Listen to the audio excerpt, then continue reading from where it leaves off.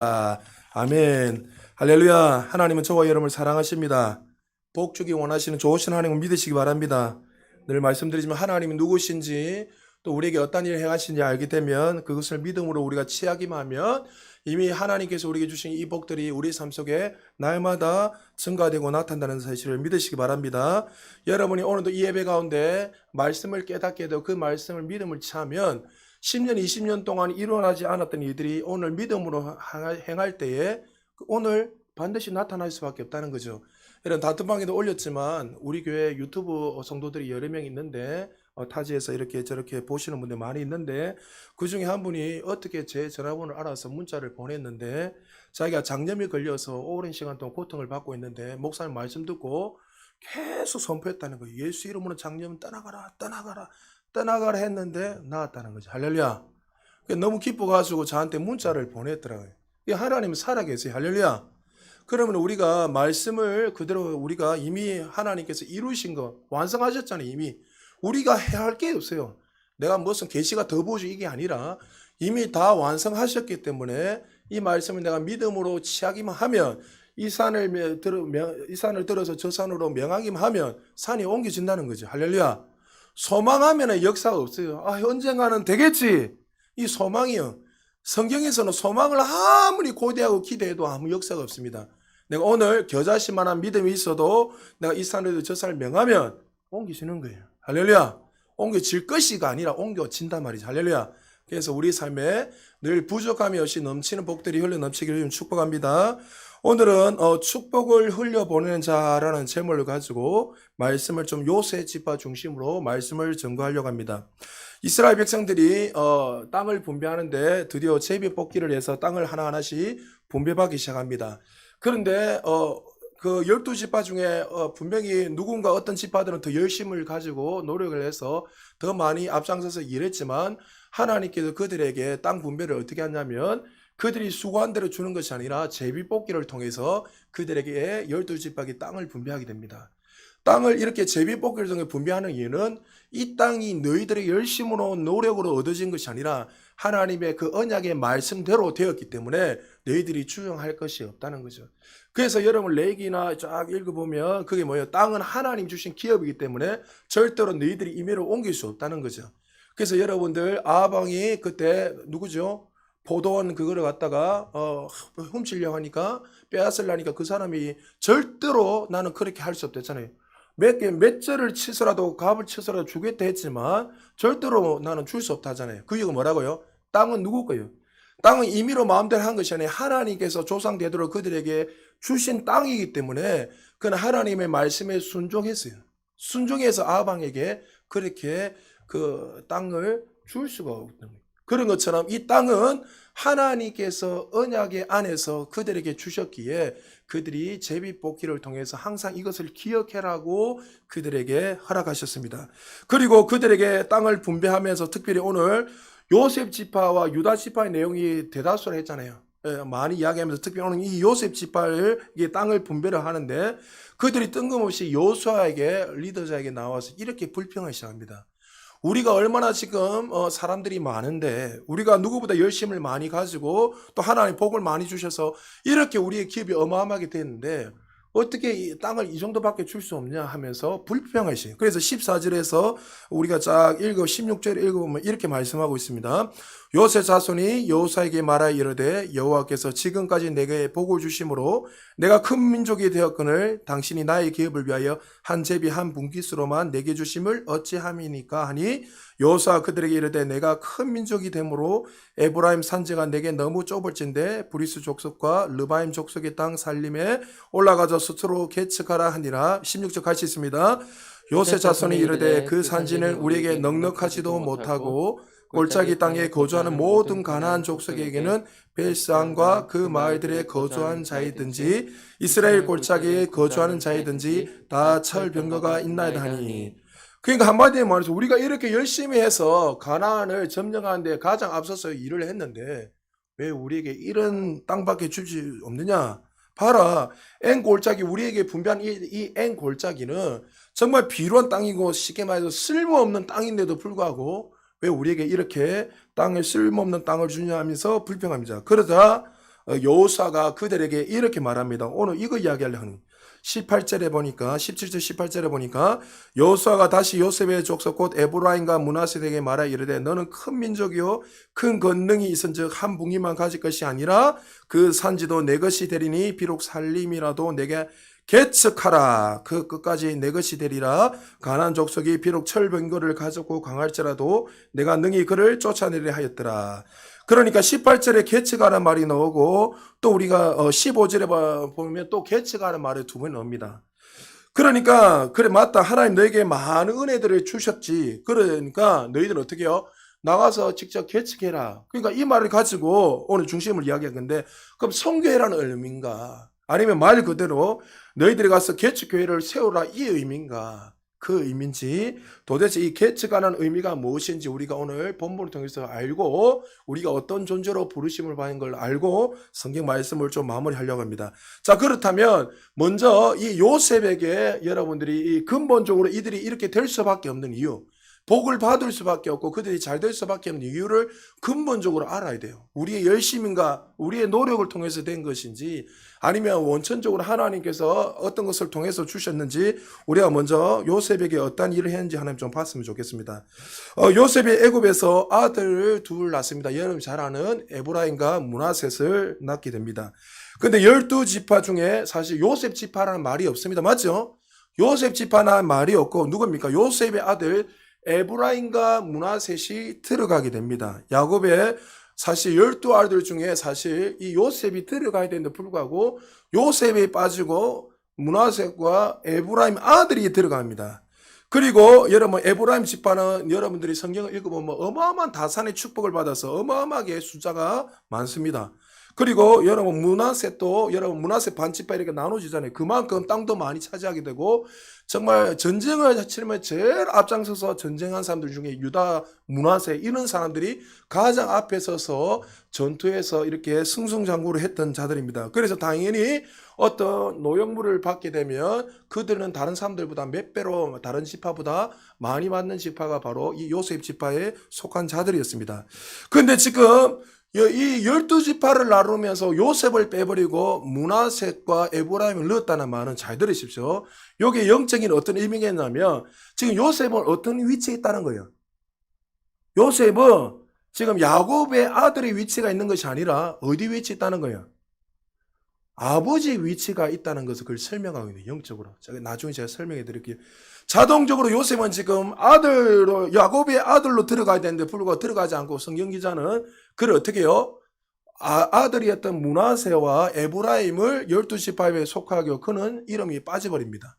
그러니까 거기서 왜 빠져버리냐면 요셉이 나중에 그걸 통해서 누가 와야 돼? 예수를 와야 되기 때문에 여러 가지 의미가 있는데 그 위치를 야곱의 그 아버지의 위치에 성경 기자는 두게 됩니다. 그리고 여러분 레위 지파도 없지요. 레위는 왜 어렵습니까? 제사장 가문이고 그들은 하나님이 주신 기업이기 때문에 그들에게 땅이 없어요. 그래서 사실 레위와 요셉 지파는 빠져버리고 그 지파 대신 므낫셋 지파와 에브라임 지파가 들어가야 됩니다. 그러면서 자연스럽게 그 야곱의 영적 위치와 요셉의 영적 위치가 동일시되게 이렇게 말씀을 하고 있습니다.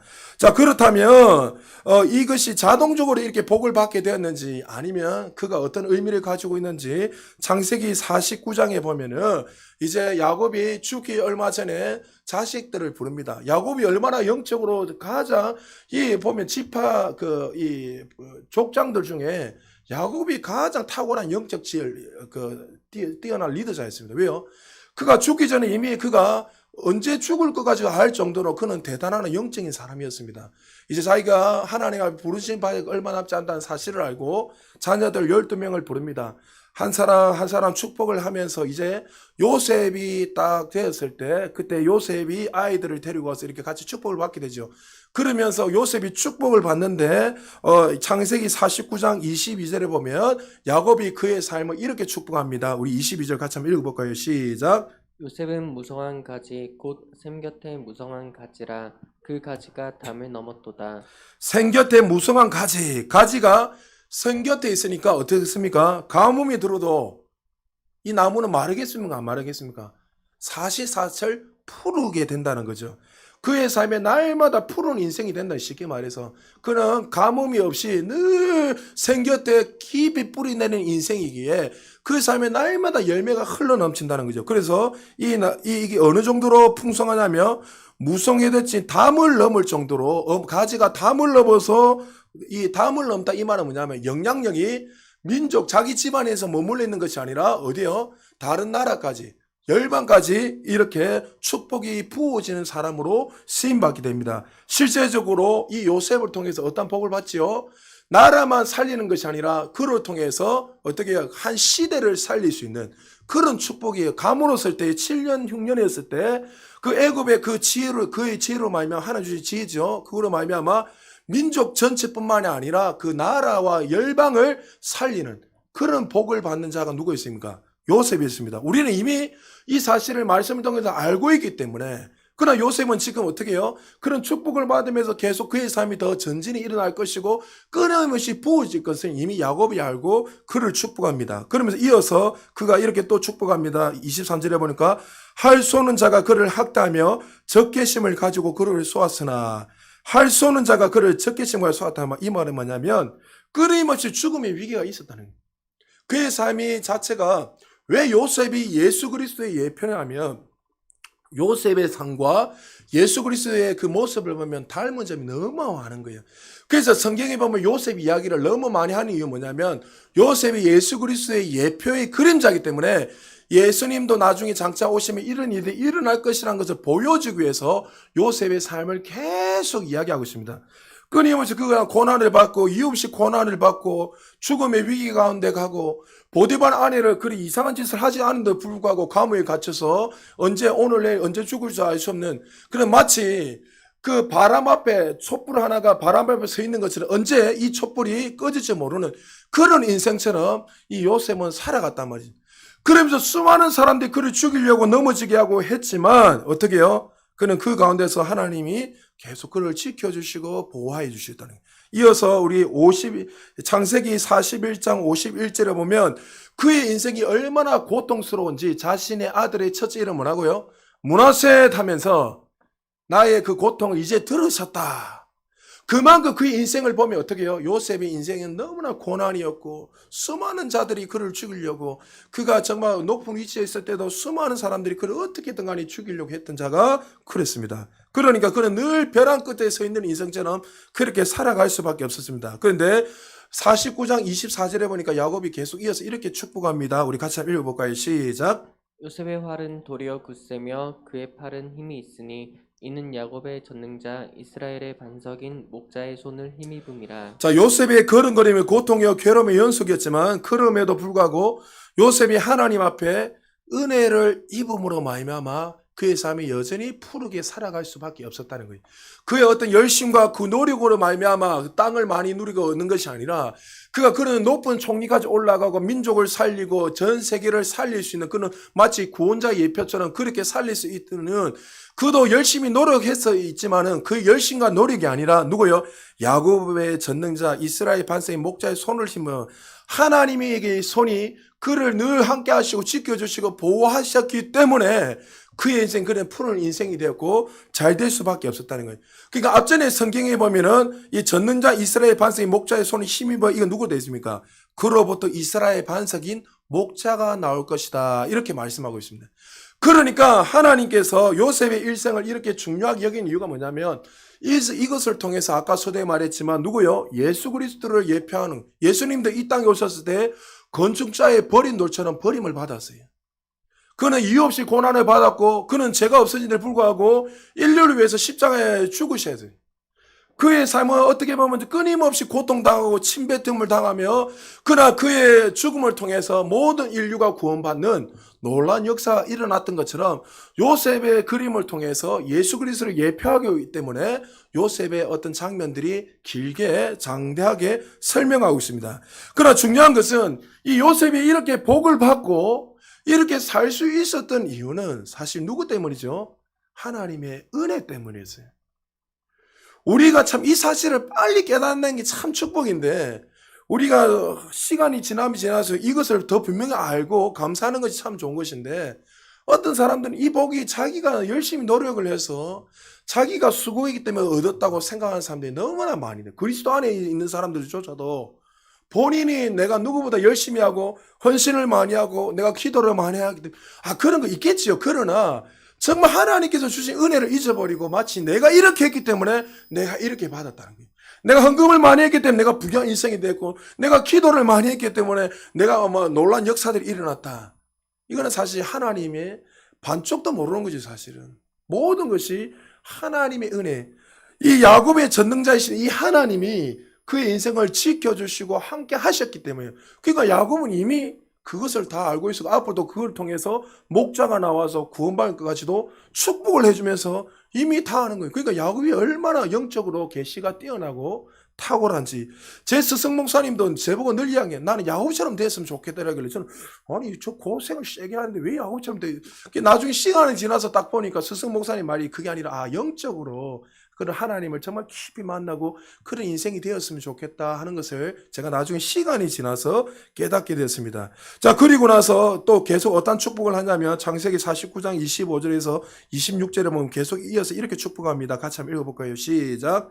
내 아버지의 하나님께로 말미암나니 그가 너를 도우실 것이요 전능자로 말미암나니 그가 내게 복을 주실 것이라.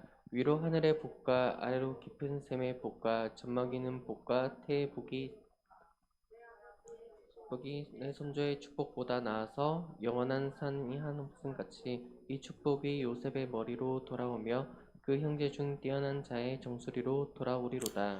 자, 이 야곱이 자녀를 요셉을 축복하면서 여러분이 쫙 읽어보다 갑자기 어떤 말이 우리에게 딱 걸리냐면 내 축복이 내 선조의 축복보다 나은 축복이다 이렇게 이야기합니다.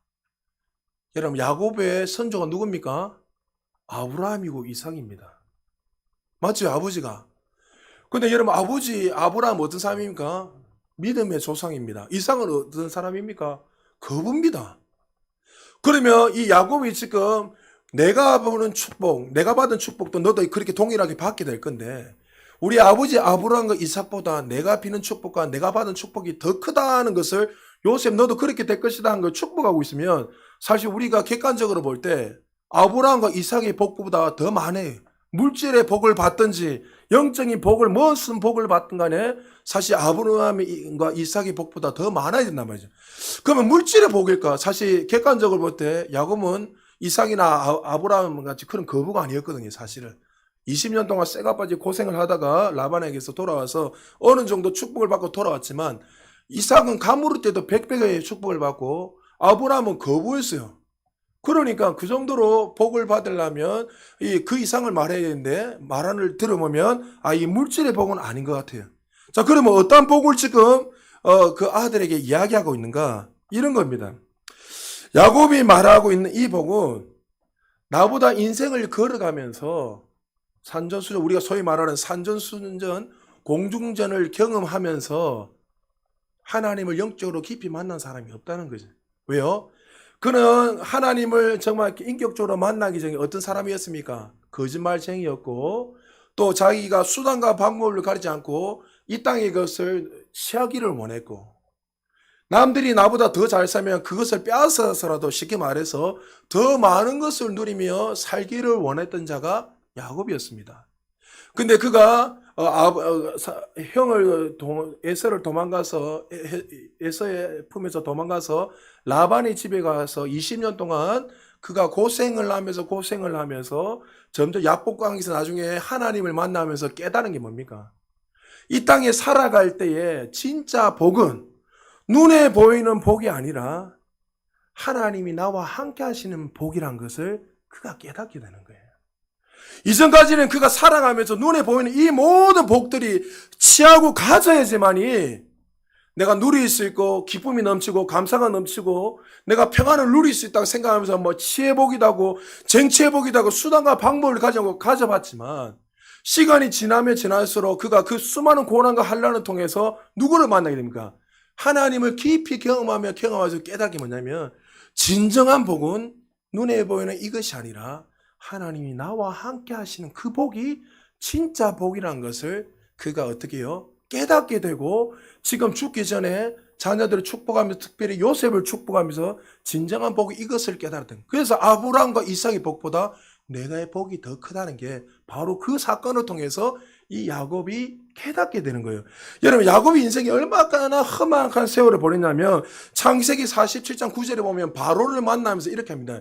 내 세월을 쫙 이야기하면서 내 인생은 험악한 세월을 보냈습니다. 이렇게 이야기합니다. 그가 얼마나 고통스러운 삶을 살았으면 바로 앞에서 그는 험악한 세월을 보냈는데 그 험악한 세월을 보내면서 깨달은 게 뭐라고요? 진정한 복은 눈에 보이는 왕 같은 그런 삶이 아니라 하나님이 나와 함께 하시는 것이 진짜 복이라는 것을 그가 깨닫게 되었고, 그래서 나는 아브라함과 이삭의 복보다 더 크다는 것을 알고 너도 그 복을 날마다 누리며 살게 될 거라고 그에게 축복하며 유언을 남기고 있습니다. 절대적인 것은 아니지만 사실 매 맞고 자란 아이들이 부모님 마음을 더 잘할까요? 아니면 범생같이 자란 아들이 부모 마음을 더 잘할까요? 사실 이 매 맞고 자란 아이들이 부모 마음을 더 잘 알죠. 범생처럼 자란 사람들은 무조건 순종하면 예 이러니까 모르는데 말도 안 듣고 하다가 깨닫게 되고 깨닫게 돼서 나중에 어떻게 해요? 사실 그렇게 골동짓하면서 했던 아이들이 나중 되면 부모 마음을 더 잘 알잖아요. 효도도 더 잘 알게 되고. 그런 것처럼 야곱의 삶도 그렇게 수많은 하나님 앞에 불순종하며 또 여러 가지 많은 죄를 지으면서 여전히 하나님 그와 함께 하시는데 불구하고 그는 깨닫지 못했지만 시간이 지나면 지날수록 그 하나님의 그 어루만지심과 함께 하심을 깨달으면서 그가 진짜 복이 바로 그 복이란 것을 깨닫게 되는 거예요. 그래서 시편 기자가 시편 119편 71절에 보니까 고난 당하는 것이 내가 유익이다. 왜? 그것을 통해 내가 율례를 배웠다. 그러니까 하나님이 우리에게 고난을 주시는 게 아니라 허락한대죠. 하나님이 우리에게 고난을 주신 것은 원문에 보면 우리를 죽이기 위해서 멸망시키기 위해서 고난을 허락한 것이 아니라 뭐요? 그 고난을 통해서 우리를 더 성장시키시고 하나님께서 원하시는 마치 욥이 더 단단해지고 쉽게 말해서 하나님이 그 고난을 통해서 하나님이 어떤 분인가 더 깨달아서 정금같이 된 것처럼 우리에게 고난을 통해서 어떻게 해요? 우리의 삶에 하나님 마음을 하고 더 좋은 삶이 있다는 것을 깨닫기 위해서 허락하신 거예요. 그래서 하나님은 고난을 주시는 게 아니라 허락하시는 거예요. 그런 것처럼 야곱이 그 험악한 세월을 보내면서 어떻게 해요? 하나님의 마음을 알게 되었고 그 인생의 말미 속에서 진짜 복은 눈에 보이는 이 복이 아니라 하나님이 함께하는 복이 최고의 복이라는 것을 깨닫고 요셉에게도 그 복을 빌어주고 말씀하고 있습니다. 그런데 이렇게 복을 빌은 것이 거기서 끝나는 것이 아니라 이 야곱이 요셉에게 축복한 이 복이 시간이 지나면 지나도 점점 더 확장되고 계속 넓어집니다. 그러니까 우리 인생이 그렇다는 거예요. 어떻게 확장되는지 볼까요? 신명기 33장 13절에서 16절 우리 같이 한번 읽어볼까요? 시작! 요셉에 대하여는 일렀으되 원하건대 그 땅이 여호와께 복을 받아 하늘의 보물인 자, 잠시만요. 여기서 보물은 복을 말합니다. 그걸 의미하고 계속 읽으시면 되겠습니다. 계속 읽겠습니다. 시작. 하늘의 보물인 이슬과 땅 아래에 저장한 물과 태양이 결실하게 하는 선물과 태음이 자라게 하는 선물과 옛산의 좋은 선물과 영원한 작은 언덕의 선물과 땅의 선물과 거기 충만한 것과 가시떨긴 나무 가운데에 계시던 이의 은혜로 말미암아 복이 요셉의 머리에 그의 형제 중 구별한 자의 정수리에 임할지로다. 자, 창세기에 언급한 것보다 더 심화되고 확장된 것을 우리가 말씀을 통해서 알 수 있습니다. 그래서 형제된 구배제 하면서 형제 중에 말제였지만 11번째지만 가장 뛰어난 자로 쓰임받게 되고 나중에 그를 통해서 누가 나오게 되죠? 인류를 구원할 예수 그리스도 메시아가 나오는 그런 축복이 부어지게 된다는 거죠. 요셉은 사실 그의 삶을 보면 인생이 어떻게 해요? 미움을 받았고 이 눈치가 없어가지고 형들한테 미움을 받아서 지난주에도 말씀드렸지만 애굽에 팔려가게 되고 애굽에 팔려가서도 또 이유 없이 감옥에 들어가게 되고 늘 고통과 고난 가운데 살았지만 그 가운데서 그가 이제 총리가 되었는데 형들이 그 앞에서 이제 이 요셉이라는 사실을 알고 벌벌 떨고 있을 때 요셉도 동일하게 이 인생을 어떻게 자기가 고백하고 있죠. 창세기 45장 5절에 보니까 당신들이 나를 이곳에 팔았다고 해서 근심하지 마소서 한탄하지 마소서 하나님의 생명을 구원하시려고 나를 당신들보다 먼저 보내셨나이다. 요셉도 야곱을 통해서 이 복을 받고 복을 빌은 것처럼 그도 인생을 살아가며 처음에는 원망도 하고 성경에는 없지만 그렇게 인생 그렇게 하지 않았겠습니까? 갑자기 종이 되고 정말 거지 같은 목골이 되었는데 정말 원망하고 자기 인생을 한탄할 수도 있었을 거예요. 그러나 성경에는 없지만은 제 개인의 이거는 생각입니다. 그런 가운데서도 인생을 산전수전 겪으면서 인생의 마음에 딱 보니까 어떻게 해요? 이 모든 것들이 내가 총리가 되고 이렇게 복을 받을 수 있는 건 뭐라고요? 하나님의 은혜였다는 것을 그가 깨닫게 되었다는 거죠. 그가 총리가 될 수 있었던 거, 그리고 민족을 구원하고 인류를 그게 그 당시에 전 세계를 이렇게 구원을 받게 할 수 있었던 이유도 바로 하나님이 준비하시고 그 은혜가 그 복을 받았기에 나는 이렇게 될 수 있었다는 것을 말씀하고 보여주고 있습니다. 자, 그렇다면 아까 말했지만 이 복이 어떤 복이란 거죠? 요셉도 받았던 복, 야곱도 받았던 복. 여러분의 서두에 말했지만 요셉은 그러면 어떤 복을 받았지요? 창세기 39장 1절 2절 이렇게 한번 읽어보겠습니다. 시작. 요셉이 끌려 애굽에 내려가매 바로의 신하 대장 애굽 사람 보디발이 그를 그리로 데려간 사람의 손에서 요셉을 사니라. 여호와께서 요셉과 함께 하심으로 그가 형통한 자가 되어 그의 주인 애굽 사람의 집에 자, 있으니 성경에서는 지금 요셉이 보디발 집에 팔려가서 종으로 됩니다. 근데 그를 형통한 자라 했습니다. 근데 왜 우리가 아는 형통은 뭡니까? 뭐 잘 되는 거, 막힘이 없는 거, 내가 원하는 대로 되는 거, 내가 좋은 대학을 가기 위해서 좋은 대학 들어가고 자녀들이 잘 되고 막힘 없이 내 삶의 인생이 순탄하게 잘 되는 거. 눈에 보이는 이것을 우리는 형통이라고 복이라고 이야기하잖아요. 근데 성경은 한 번도 눈에 보이는 이 물질을 복이라고 이야기한 적이 없습니다. 여기서 복은 뭐예요? 그가 감옥에 있어도 밑에 창세기 39장 20절 이후에 읽으면 감옥에 가 있잖아요. 감옥에 있어도 그는 형통한 자라 이렇게 이야기합니다. 그리고 보디발 집에 종으로 팔려가도 형통한 자라 했습니다. 그 앞에 구절에 뭐라 되어 있죠? 여호와께서 누구와요? 요셉과 함께 하심으로 형통하니라. 할렐루야.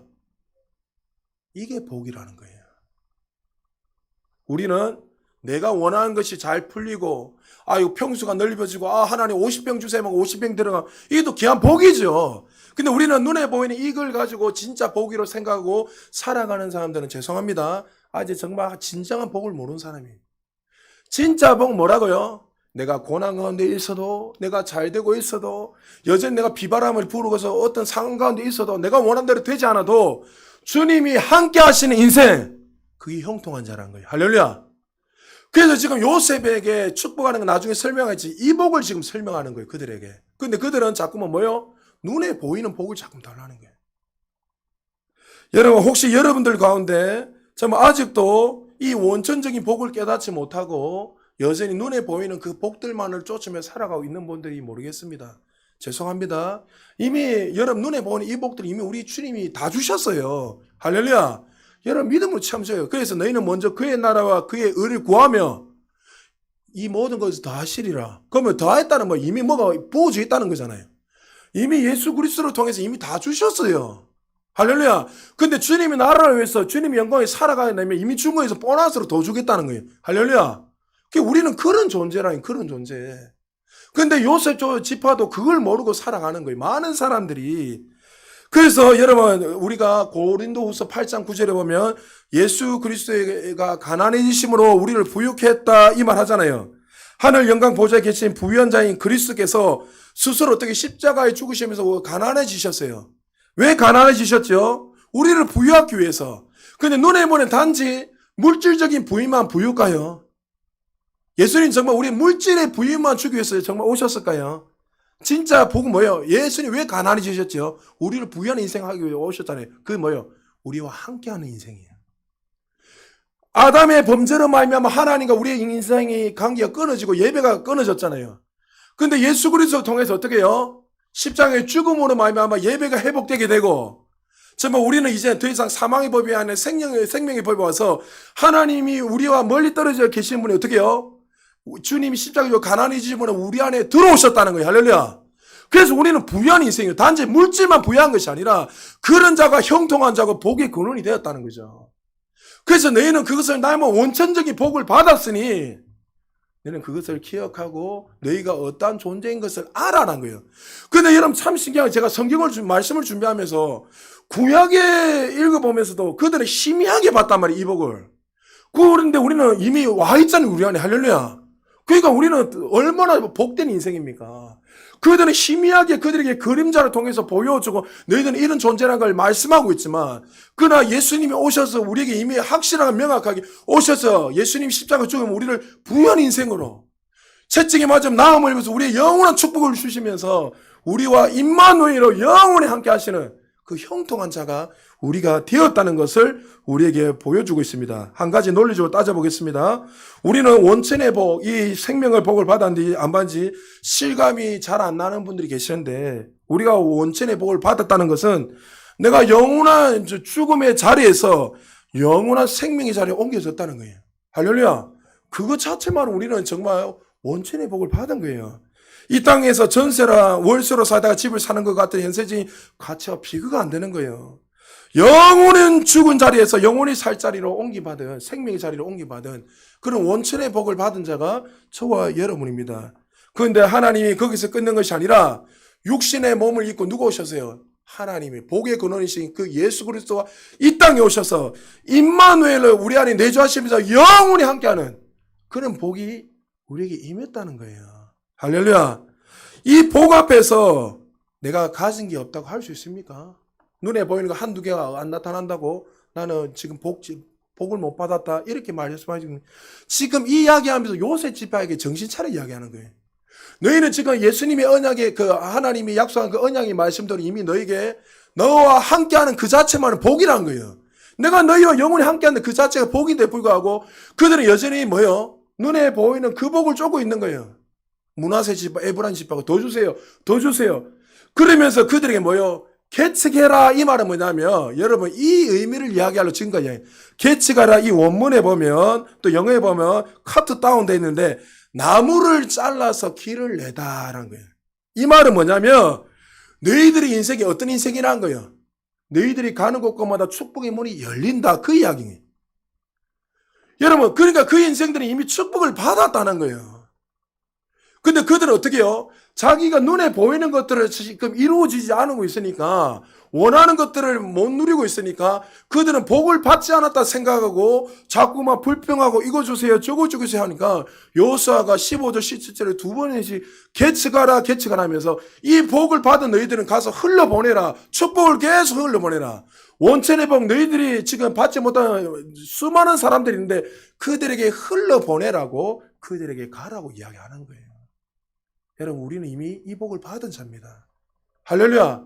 그러므로 여러분들은 이 복을 눈에 보면서 아직까지 아이고 목사님 나는 아직도 지금 하나님 내가 뭐 보면은 지금 형편이 없고 뭐 기도도 못하고 이러면 여러분 정말 이 요셉 지파와 같이 지금 그렇게 말을 하고 있는 사람이에요. 하나님이 예수 그리스도를 통해서 이미 우리에게 모든 걸 다 주시는데 불구하고 여전히 아직도 내가 여러분 늘 말했잖아요. 유튜브 그 사람들로 설교 한두 편 듣고 그 뭐 제 설교가 뭐 뛰어납니까? 아무 뿔뿔 없는데. 근데 자기도 그 한 개 듣고 나서 그 말씀대로 순종해서 아멘 하니까 병이 낫더란 거죠. 물질이 풀어지고. 할렐루야. 왜? 그들이 말씀을 통해서 깨달아지니까 나는 이때까지 멀리서 어딘가라면 내가 그 하나님 갑자기 뭐 떨어뜨려주고 뭐 주는 줄 알았는데 그게 아니었구나. 내가 이미 예수 안에 다 누리고 있구나 하는 것을 깨달아지니까 믿음으로 취하니까 나타나는 거예요. 할렐루야. 지금 하나님이 우리에게 그 이야기하고 있는 거예요. 너희 집안이 이미 모든 것을 다 가지고 있다. 원천의 복을 누리고 가지고 있으니 이제는 그 경계선 밖으로 절망 같은 그 절벽 같은 삶의 자리에 일어나서 수많은 자들에게 이 원천적인 복을 흘러보내라고. 하나님이 아브라함 택한 이유가 뭐라고요? 12지파를 택한 이유가 뭡니까? 그들을 통해서 어떻게 해요? 이 복이 어디까지요? 사마리아 땅끝까지 흐르기를 원하시는 게 하나의 뜻이에요. 근데 여러분 우리가 역사적으로 잘 알잖아요. 이 이스라엘 백성들은 자기도 모르게 선민의식에 빠져가지고 다만 우리 민족만 복받은 인생이라 이렇게 생각하고 있어요. 그러니까 하나는 나중에 박살 다 내버리잖아요. 그게 아니라 우리도 예수를 믿고 나면 나도 모르게 이렇게 생각할 때 돼요. 나만 복받아야지. 나만 잘 돼야지. 여러분 그거는 잘못된 거예요. 하나님 우리를 구원하시고 우리에게 이런 축복을 주신 이유는 우리가 잘나서 똑똑하게 준 것이 아니라 하나님 전적인 은혜고 사랑이잖아요. 그것을 통해서 어떻게 해요?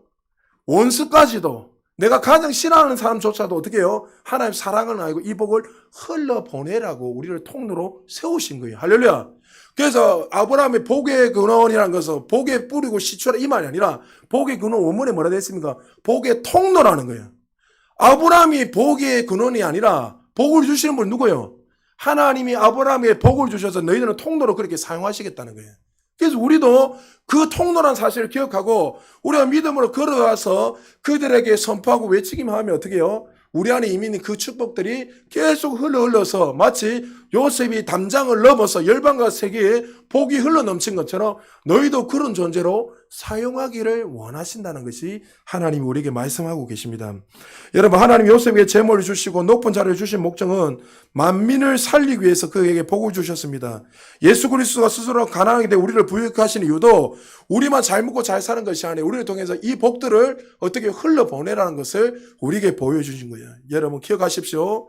우리는 물리적 기준과 가치를 가지고 단순하게 이렇게 생각하시면 안 됩니다. 그 복이 진짜 복으로 생각하는 것이 아니라 진정한 복은 하나님이 우리를 구원하시고 하나님 우리와 영원히 함께 하시는 것. 이것이 최고의 복이라는 것을 기억하시고 언제까지요? 세상 끝날까지 내가 너희와 항상 함께 하리라. 할렐루야. 그러면 우리는 이 복을 받은 자로서 여러분들이 정말 많은 자들에게 이 복을 흘러보내시고 먼저 여러분들이 인식을 하셔요. 인식을 바꿔야 돼요. 나는 복의 근원이다. 나는 복된 자다. 그래서 여러분에게 제가 늘 고백하라는 고백 하나 뭡니까? 나는 최고의 글작품이다. 할렐루야. 우리는 최고의 글작품이에요. 내가 볼 때는 별볼인데 그거는 여러분 생각이에요. 잘못된 거예요. 여러분 정말 그렇게 생각한다면 정말 예수님의 십자가의 그 사건을 무시하는 거예요. 우리를 너무나 사랑하시고 귀한 존재를 세우기 위해서 예수님이 십자가에서 죽으셨어요. 할렐루야. 우리는 얼마짜리라고요? 예수짜리를 했잖아요. 할렐루야. 예수님이 죽으시면서 우리를 살리시기에 우리 예수짜리의 가치가 그만큼 귀한 존재라는 것을 기억하시고 우리는 항상 형통한 자요. 주님이 늘 함께 하시는 인생이라는 걸 기억하시고 날마다 주변에 많은 자들의 이 복을 흘러보내시고 여러분을 가는 곳곳마다 기업이 살아나고 가정이 살아나고 학교가 살아나고 여러분이 만나는 모든 한 사람 한 사람들이 회복되고 살아나는 놀라운 역사가 일어나기를 주님 축복합니다. 그리고 날마다 여러분의 삶 속에 그 복이 이미 있다는 것을 기억하고 내가 애써서 노력해서 뭘 취하는 것이 아니라 이미 2000년 전에 예수님 십자가 못 박아 이미 다 주셨으니 이제 우리는 그것을 믿음을 통해서 받기하고 선포하고 걸어가기만 하면 나타나는 것을 기억하시고 날마다 내게 부족함이 없는 그 능력 주시지 않아서 모든 걸 함으로 말미암아 영광에 더 큰 올라가는 저와 여러분 되시기를 주의 이름으로 축복합니다. 우리